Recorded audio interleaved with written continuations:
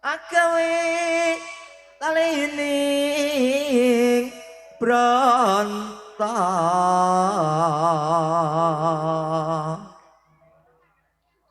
alus manis tumrap ati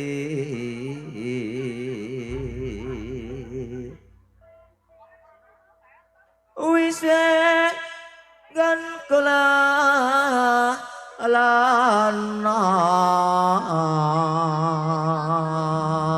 panak sone iki golek esi podhaku hening ya wong anu dikoloi barong banyak kayak gijek iya layar kayak kuel iya bersama setengah rekari Alma Audio Sound System iya ibu bunga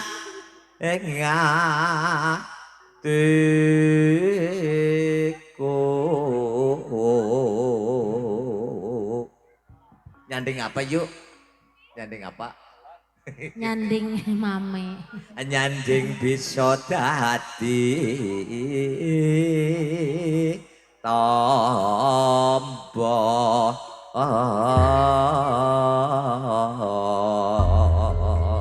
monggo kalau kabar dumateng Ibu Suwarwati podang kuning dados esuk kawan ning omah wis ora krasan kaluyuran anggoleti sing tak sayang mabang miteranggonku golek ora krasa esuk kawan nganti bengi eman yen nganti liya kang nyawang kliyang-kliyang tasawang mencok ning empang kekencangan tak rene saka katohan sarwi ngoceh dheweke ngali pencokan welakali tak jaluk maaf jangici padang kuning anggawe pikirku kuming serek ireng tak sawang katon manis iba bunga janak lakon nyanding duweke hae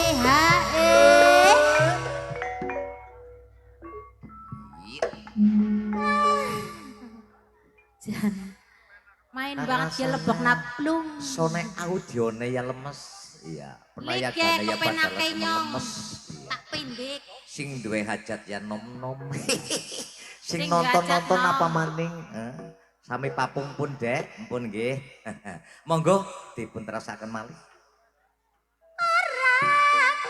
kakak jenate liya kenyawang yen si pondang andutut ati kapranan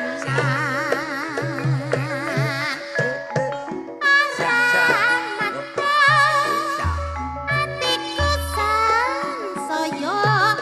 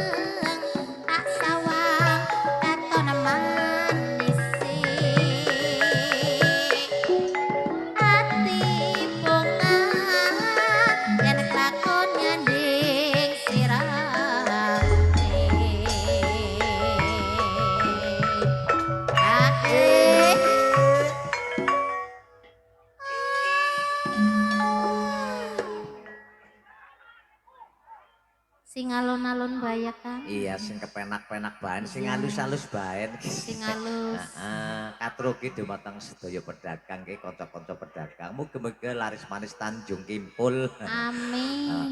Barange habis, artone dipun kumpulaken nggih. Amin. Monggo, Nggih. sing penting sehat ya. Nggih. Lanjut napa niki? Lanjut nggih, Nggih. dipun rasaken malih. Bakal atiku ki kawalian yen si pondang andutut ati kepranan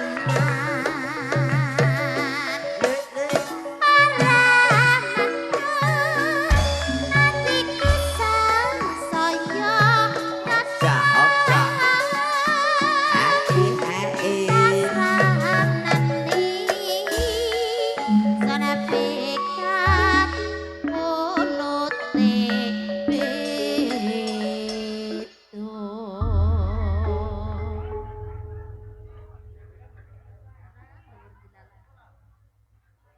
Tapi arsa langgamipun podha kuning sampun